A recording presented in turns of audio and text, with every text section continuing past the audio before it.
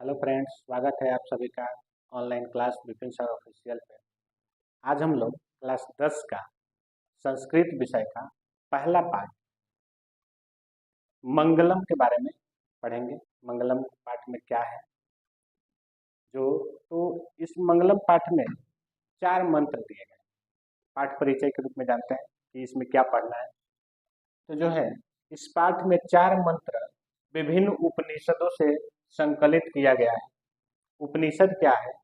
तो वेद हम जानते हैं कि हमारे इतिहास में हमारी जो संस्कृति रही है उसको वेदों में संकलित किया गया है और मुख्य रूप से 4 वेद हैं: ऋग्वेद, सामवेद, यजुर्वेद और अथर्ववेद। वेद जो है, वेदों का समय अगर हम इतिहास जानें तो 1500 से 1000 ईस्वी के बीच, ईसा पूर्व 1500 से 1000 ईसा पूर्व के जो बीच का समय है उसे ऋग वैदिक युग कहा जाता है। ऋग वैदिक युग कहा जाता है। और 1000 ईसा पूर्व से 600 ईसा पूर्व के बीच का जो समय है उसे उत्तर वैदिक युग कहा जाता है। तो इन्हीं कालों में 1500 से लेकर 600 के बीच जो समय है उसे हम वैदिक युग कहते हैं। इसलिए कहते हैं कि उस समय वेदों की रचना माना जाता है। वेद मुख्य रूप से 4 है। फिर से एक बार दोहराते हैं: ऋग्वेद, सामवेद, यजुर्वेद और अथर्ववेद। इन 4 वेदों में मंत्र के रूप में पूरी संस्कृति की उसमें पिरो दिया गया है, जिसमें विज्ञान है, जिसमें संस्कृति है, जिसमें गीत है, जिसमें धनुर्विद्या है, जिसमें योग है, जिसमें तंत्र है। हर चीज वेद में संकलित कर दिया गया। पर वेद जो है सब कोई नहीं पढ़ सकता था, सब कोई उसको समझ नहीं सकता था। तो वेदों का सार के रूप में हर वेद से संबंधित कुछ उपनिषद लिखा गया, जिसमें वेद का सार उसमें डाला गया। तो उन्हीं उपनिषदों से, कई उपनिषद हैं और उन्हीं उपनिषदों से यहाँ 4 मंत्र संकलित किया गया है, जिसे हम बारी बारी से समझेंगे। इस मंत्र को पढ़ने से क्या होता है? तो इसे पढ़ने से परम सत्ता की प्राप्ति होती है। परम सत्ता कौन है? उन्हीं परम सत्ता को हम ईश्वर कहते हैं, हम अल्लाह कहते हैं। उन परम सत्ता की प्राप्ति होती है इन मंत्रों को पढ़ने से। सत्य की खोज करने की जिज्ञासा उत्पन्न होती है। इन मंत्रों को पढ़ेंगे तो हमारे अंदर ऐसी जिज्ञासा उत्पन्न होती है कि दुनिया किसने बनाया, दुनिया क्या है, हम क्यों जन्म लिए, जीवन क्या है, तथा आध्यात्मिक खोज में उत्सुकता होती है। तो यह पाठ परिचय रहा। जो 4 मंत्र है, कौन से मंत्र किस उपनिषद से लिया गया है उसे हमें याद रखना है, और उस मंत्र का अर्थ क्या होगा उसे हमें समझना है, उसे जानना है और उसे अपने जीवन में उतारना है। इन मंत्रों को पढ़ने से हमारा आचरण जो है शुद्ध होता है, मंगलाचरण होता है। तो आइए जानते हैं एक एक मंत्र को। पहला मंत्र है, तो पहला जो मंत्र है वह है: हिरण्मयेन पात्रेण सत्यस्यापि हितं मुखम तत्वं पूषण पावनो सत्य धर्माय दृष्टये। यह जो मंत्र है ईशावास्य उपनिषद से संकलित किया गया है। तो हमें याद रखना है कि यह मंत्र किससे संकलित किया गया है? ईशावास्य। और इसका अर्थ क्या हुआ? तो अर्थ आप लोग हम बता रहे हैं। हम विभिन्न कठिन शब्दों को उसके सामने उसका हिंदी में लिख दिया है, आप लिख सकते हैं।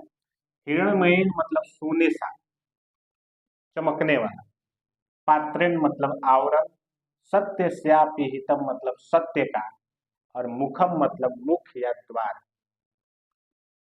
तत्व मतलब उससे हो जाएगा। पूषण मतलब सूर्य। पावणु मतलब हटा दे। सत्य धर्माय का मतलब सत्य धर्मवान के लिए। और दृष्टि मतलब प्राप्ति के लिए। तो इसका पूरा अर्थ होगा कि हे सूर्य, मतलब सूर्य भगवान से प्रार्थना हो रहा है कि हे सूर्य, सत्य का जो मुख है, हे सूर्य, सत्य का जो मुख है वह सोने के आवरण से ढका हुआ है। सत्य का मुख सोने के आवरण से ढका हुआ है। अतः हे सूर्य, आप उस आवरण को हटा दें, आप उस आवरण को हटा दें ताकि हम सत्य और धर्म की प्राप्ति कर सकें। हे सूर्य, सत्य का मुख जो है सोने के पात्र से ढका है, अतः हे सूर्य उस आवरण को हटा दे ताकि हमें सत्य और धर्म की प्राप्ति हो सके। अगर इसका भावार्थ में आप जाएंगे तो यहाँ भगवान से विनती हो रहा है कि जो ये दुनिया है वह लालच, सोने से मतलब क्या है, लालच से, माया से सत्य जो है ढक गया है। जीवन क्या है, दुनिया में हम क्यों आए हैं, यह हमारे लालच, हमारे माया से ढका हुआ है। अगर हमें जानना है कि जीवन क्या है, दुनिया क्या है, तो सबसे पहले हे ईश्वर, हे सूर्य, उस आवरण को, हमारे मन से उस लालच को हटा दीजिए ताकि हम सत्य और धर्म की प्राप्ति कर सकें। तो यह पहले श्लोक का अर्थ है और यह ईशावास्य सस्य उपनिषद से लिया गया। आइए देखते हैं दूसरे मंत्र। दूसरा मंत्र है अणोऽण्यान् महतो मह्यान् आत्मास्य जन्तोर्निहितो गुहायां तम क्रतो पश्यति वीतशोको धातु प्रसादमनः हिमानात्मनः।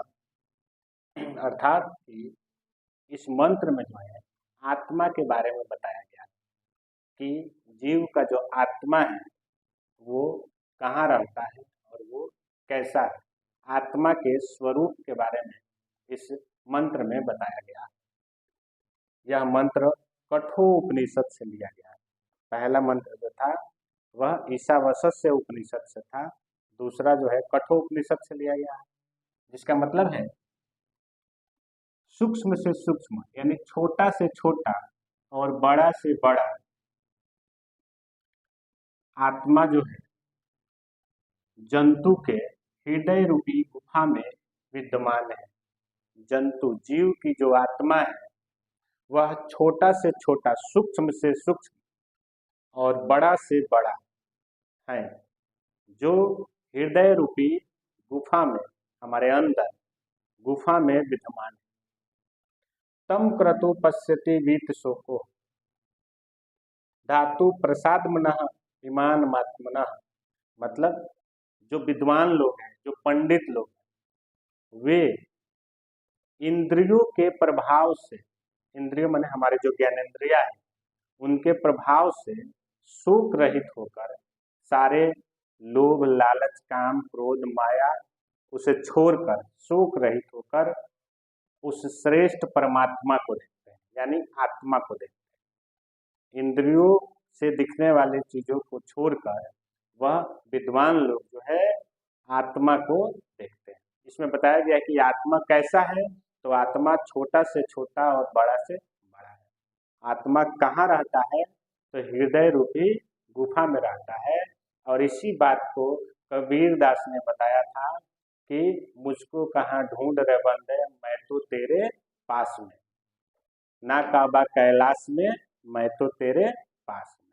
वही मंत्र में बताया गया है कि भगवान कहीं और नहीं है, आत्मा कहीं और नहीं है, वह हमारे हृदय रूपी गुफा में है। तो जो विद्वान लोग हैं, जो पंडित लोग हैं, वे इंद्रियों से जो चीजें दिखती हैं, आंख, कान, नाक, मुंह, जीभ, त्वचा, इन सब चीजों से जो चीजें दिखती हैं उसके लालच में न पड़ के शोक रहित होकर और श्रेष्ठ परमात्मा को, ईश्वर को ध्यान में रखते हैं और उसे ही देखते हैं। तो इसका अर्थ हुआ कि आत्मा छोटा से छोटा और बड़ा से बड़ा है, जो जंतु के हृदय रूपी गुफा में विद्यमान है, और विद्वान लोग शोक रहित होकर उस श्रेष्ठ परमात्मा को देखते हैं। ध्यान में रखना है कि यहाँ बताया गया है कि आत्मा को वश में नहीं किया जा सकता। वह इतना छोटा से छोटा है और इतना महान से महान है कि उसे वश में नहीं किया जा सकता है। वह जंतु के हृदय रूपी गुफा में होता है और विद्वान लोग शोक रहित होकर इंद्रियों के प्रभाव के बिना श्रेष्ठ आत्मा को देखते हैं। तो यह हुआ दूसरा मंत्र और उसका अर्थ यह कठोपनिषद से लिया गया है। आइए देखते हैं तीसरा मंत्र। तीसरे मंत्र में सत्य और असत्य के बारे में वर्णन किया गया है, जो है सत्यमेव जयते नानृतम सत्येन पंथा विततो देवयानः ये क्रमंत ऋषियो हप्त कामा यत्र तत् सतस्य परम निधानम। यह जो मंत्र है यह लिया गया है मुंडको उपनिषद से। यह मंत्र जो है मुंडको उपनिषद से लिया गया है, देख सकते हैं मुंडको उपनिषद से लिया गया है। और सत्यमेव जयते भारत का राष्ट्रीय वाक्य भी। सत्यमेव जयते कई बार परीक्षाओं में पूछा जाता है कि सत्यमेव जयते कहाँ से लिया गया है, तो सत्यमेव जयते मुंडको उपनिषद से लिया गया है, जिसका अर्थ है सत्यमेव जयते मतलब सत्य की विजय होती है, ननृतम झूठ की नहीं। सत्य की विजय होती है, झूठ की नहीं। और इस सत्य के कारण देवलोक तक जाने का रास्ता बनता है। अगर आप सत्य मार्ग पे चल रहे हैं तो देवलोक तक जा सकते हैं उस सत्य के मार्ग पर चलकर। तो बताया गया है कि सत्य की विजय होती है, झूठ की नहीं। और इस सत्य के मार्ग से ही देवलोक तक का रास्ता बनता है। ऋषि लोग जो थे, जो मोक्ष की प्राप्ति के लिए यज्ञ तपस्या करते थे, तो मोक्षार्थी ऋषि लोग जो है सत्य को प्राप्त करने के लिए, सत्य को प्राप्त करने के लिए, उस सत्य को प्राप्त करने के लिए और उसको प्राप्त कर देव स्थान तक जाने के लिए, देवलोक तक जाने के लिए वो सत्य को प्राप्त करना चाहते थे, देवलोक तक जाना चाहते थे, जहाँ सत्य जो है, सत्य का जो खजाना उस देवलोक में स्थित है। उस देवलोक में इसलिए जाना चाहते थे ताकि वहाँ उनको सत्य का खजाना की प्राप्ति हो सके। तो इसका पूरा अर्थ होगा कि सत्य की विजय होती है, असत्य की नहीं। और सत्य के रास्ते से हम देवलोक तक जा सकते हैं। और इसी सत्य को प्राप्ति करने के लिए मोक्षार्थी लोग देवलोक तक जाने का रास्ता ढूंढते थे ताकि उन्हें सत्य के खजाना की प्राप्ति हो सके। इस तरह हम तीसरे मंत्र का भी हिंदी अर्थ जाने, जो मुंडको उपनिषद से लिया गया है। यह मंत्र इसलिए ज़्यादा महत्वपूर्ण है क्योंकि इसी मंत्र से सत्यमेव जयते भारत का आदर्श वाक्य लिया गया है, जो मुंडको उपनिषद से है। ये देखते हैं चौथा मंत्र। चौथा मंत्र है यथा नध सेंदमाना समुद्रस्तम गच्छन्ति नाम रूपे विहाय तथा विद्वान नाम रूपाद विमुक्तः परात् परम पुरुष मुपैति दिव्यम।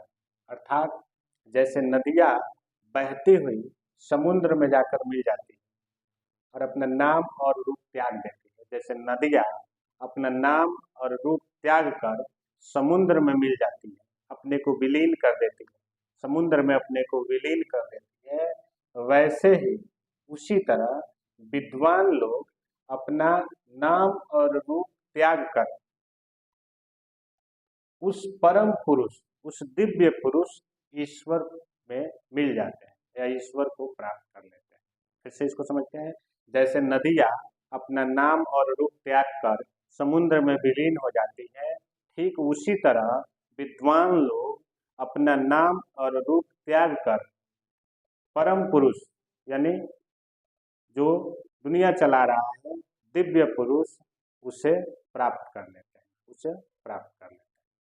तो यह मंत्र भी मुंडको उपनिषद से लिया गया है और इसमें बताया गया है कि हमें इस संसार से दूर जो सत्ता को चला रहा है उसको प्राप्ति की कामना करना चाहिए। और उसको कामना के लिए हमें अपना नाम और रूप, यश, धन दौलत सबको त्याग देंगे, तभी हम उसे प्राप्त करते हैं, प्राप्त कर सकते हैं। नहीं तो हम यही माया के जाल में फंसे रहेंगे। पढ़ते हैं आखिरी मंत्र। आखिरी मंत्र है वेदाहमेतम पुरुषम महांतम आदित्य वर्णम तमसः परस्तातः तमेव विदित्वाति मृत्युमेति नान्यः पंथा विदते अन्यायः। अर्थात कि मैं अज्ञानी हूँ तथा अन्य लोग विद्वान हैं। मैं अज्ञानी हूँ तथा अन्य लोग विद्वान हैं, ऐसा महान लोग सोचते हैं और ऐसा ही सोचकर वे मृत्यु को प्राप्त करते हैं, यानी अपना जीवन बिताते हैं और वे जानते हैं कि इसके अलावा कोई दूसरा रास्ता नहीं है। मैं अज्ञानी हूँ का मतलब कि आपको अहंकार नहीं है चीज़ों को जानने का। आप सब चीज़ जानते हुए ही आपको अपने आप को अज्ञानी कह रहे हैं कि मैं अज्ञानी हूँ। अगर कोई कह रहा है कि मैं ज्ञानी हूँ तो उसके अंदर अहंकार आ गया, उसके अंदर तमस आ गया। तो जो अपने आप को ज्ञानी बताता है वह अंधकारमय है, वह तमस मतलब वो अंधेरे में है। और जो अपने आप को कम ज्ञानी बताए, जो अपने आप को कहे कि मैं तो अब कुछ नहीं जानता, अभी जानने का प्रयास कर रहा हूँ, वह प्रकाश के तरफ बढ़ रहा है, ज्ञान की तरफ बढ़ रहा है। तो विद्वान पुरुष बताए हैं कि मैं अज्ञानी हूँ तथा अन्य लोग विद्वान हैं, ऐसा महान लोग सोचते हैं। वैसा और ऐसा ही करके अपना जीवन की नैया पार लगा लेते हैं और वो जानते हैं कि इसके अलावा कोई दूसरा रास्ता नहीं। यहाँ आदित्य वर्ण मतलब होता है सूरज की तरह चमकता हुआ, माने ज्ञानी। दूसरे लोग सूरज की तरह चमक रहे हैं और मैं जो है तमस, माने मैं अज्ञानी हूँ और दूसरे सूरज की तरह चमक रहे हैं, ज्ञानी है, यानी वह विद्वान है। ऐसा विद्वान लोग सोचता है और ऐसे ही अपना जीवन पार कर लेता है। और वे क्योंकि वह जान चुके हैं कि इसके अलावा कोई दूसरा रास्ता नहीं है। तो इस तरह हम सभी प्रश्नों को, सभी मंत्रों का हल किए, अर्थ जाने। और यह मंत्र जो है श्वेताश्वर उपनिषद से लिया गया। श्वेताश्वर उपनिषद से लिया गया। तो इस तरह हम लोग पांचों मंत्र पढ़े और उसका जितना हो सके, जितना मुझसे हो सका, मैंने उसका हिंदी अर्थ बताया। और आप इससे अगर बढ़िया जानते हैं तो कमेंट में ज़रूर बताएं, जिससे हमें भी ज्ञान की प्राप्ति होगी। धन्यवाद।